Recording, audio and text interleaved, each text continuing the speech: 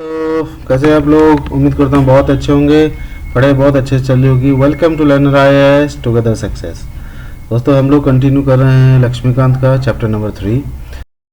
उससे पहले एक छोटा सा कोट है, if you are not willing to work for it don't complain about it having it, about not having it. देखिए, अगर आपके पास इच्छा नहीं है किसी चीज़ के लिए, काम करने के लिए, मशक्क़त करने के लिए, बट आप ये कंप्लेन मत करिए कि ये मेरे पास नहीं है, ठीक है, क्योंकि आपने कोशिश नहीं की है कि नहीं।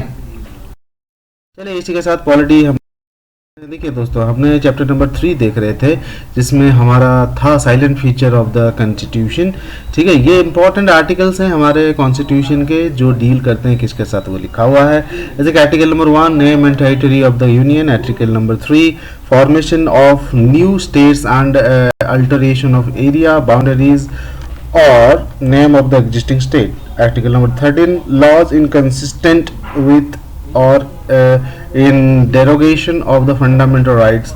फिर 14 the equality before law, 16 equality opportunity in matter of public employment, 17 abolition of untouchability, 19 protection of certain rights regarding freedom of speech etc, 21 protection of life and personal liberty, 21A right to elementary education, 25 freedom of conscience and free profession, practice and propagation of religion, 30 right of minorities to establish and administer educational institution, 31C shaving of laws giving effect to certain directive principles, ठीक है, directive principles। फिर 32 remedies for enforcement of fundamental rights including rights, 38 state to ensure a social order for the promotion of welfare of the people, 40 organization of village panchayats, 44 uniform civil code for the citizens, 45 provision for the early childhood care and education to children below the age of 6 years, ठीक है, 45। 46 कहता है promotion of education at the economic interest of schedule caste, schedule tribe and other weaker sections. 50 कहता है separation of judiciary from executive. 51 promotion of international peace and security. 51A fundamental duties. 72 कहता है power of president to grant pardon etcetera and so suspend, remit और commute sentence in certain cases. समझ में आ रही होगी। इस तरह से हमारे आर्टिकल का एक लिस्ट है यहाँ पे, इसको लोग जरूर लगा लेंगे, ठीक है। Schedule of the constitution at a glance, क्या क्या शेड्यूल है। फर्स्ट शेड्यूल क्या कहता है, हमारे पास फिलहाल अभी 12 शेड्यूल्स हैं। पहला शेड्यूल, फर्स्ट शेड्यूल कहता है name of the state of the territory jurisdiction, और दूसरा है name of the union territories and their extent. Article cover क्या करता है 1 and 4। सेकंड शेड्यूल कहता है provision relating to the emolument allowances privileges and so on of president, governor, speaker, इन सबका, ठीक है, ये कुछ आर्टिकल इसके कवर करते हैं, ठीक है। तो इसको जरूर से आप लोग देखिएगा, इंपॉर्टेंट पार्ट, कभी भी इससे भी क्वेश्चन पूछ लेता है, ठीक है। पूरी शेड्यूल इसमें उम्मीद करता हूं से एक बार पढ़ लेंगे। कोऑपरेटिव सोसाइटी क्या होता है। कोऑपरेटिव सोसाइटी हमारे 97 कॉन्स्टिट्यूशनल अमेंडमेंट एक्ट 2011 में इसको कॉन्स्टिट्यूशनल प्रोटेक्शन मिला था, किसको, कोऑपरेटिव सोसाइटी को। In this context it made following 3 changes in the constitution. क्या क्या चेंज हुआ था। फर्स्ट चेंज ये था, it made the right to form a cooperative society a fundamental right, article number 19 में, ठीक है, इसको फंडामेंटल राइट बना देगी कि आप कोऑपरेटिव सोसाइटी बना सकते हैं। It included a new directive principle of states policy on promotion of cooperative society, article 43B, ठीक है।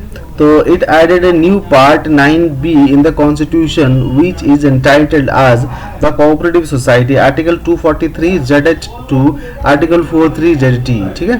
The new part 9B contains various provisions to ensure that the cooperative societies in the country functions in a democratic, professional, autonomous and economically sound manner.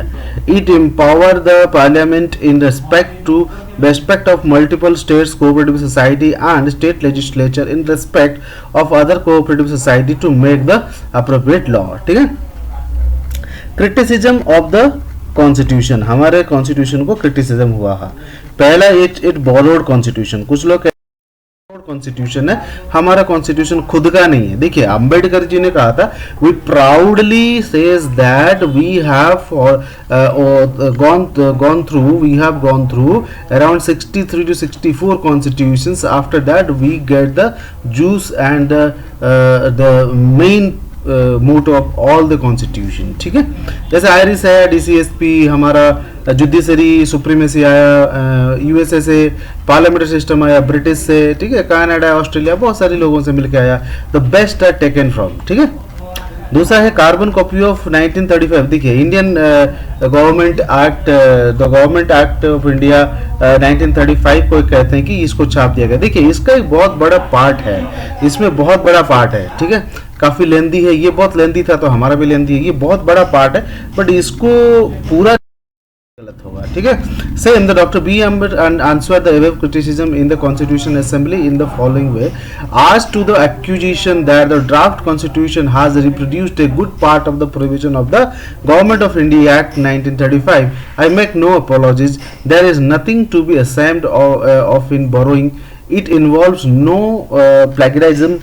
Nobody hold any patent right in the fundamental ideas of the constitution.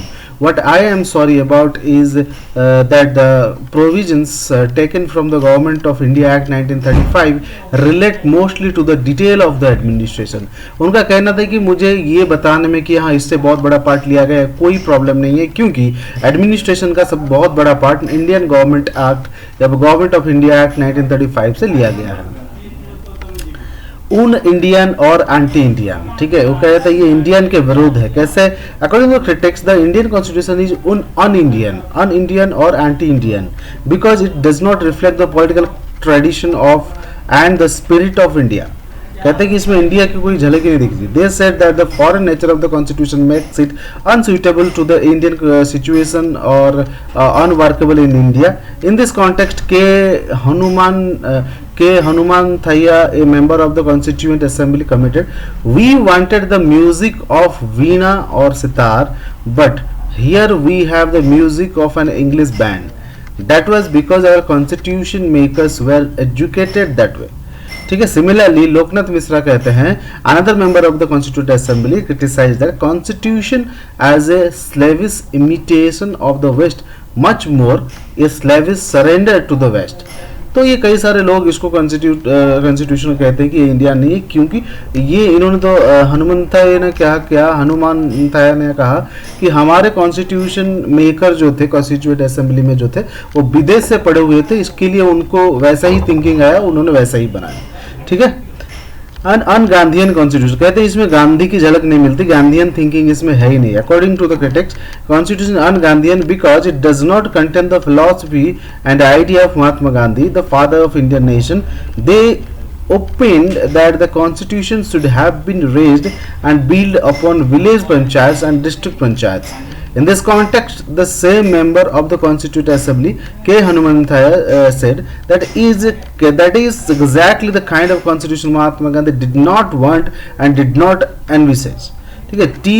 प्रकाशन कहते हैं, another member of the Constituent Assembly, वो कहते हैं attributed this lapse of Ambedkar's non-participation in the Gandhian movement and antagonism towards the Gandhian idea। वो कहते हैं कि इसमें गांधी जी की कोई बात नहीं रखा है। गांधी जी, ऑब्वियसली सच बात है, गांधी जी हमेशा कहते थे कि decentralisation and strengthening the basic local government, ठीक है, पंचायती राज को सपोर्ट करते थे।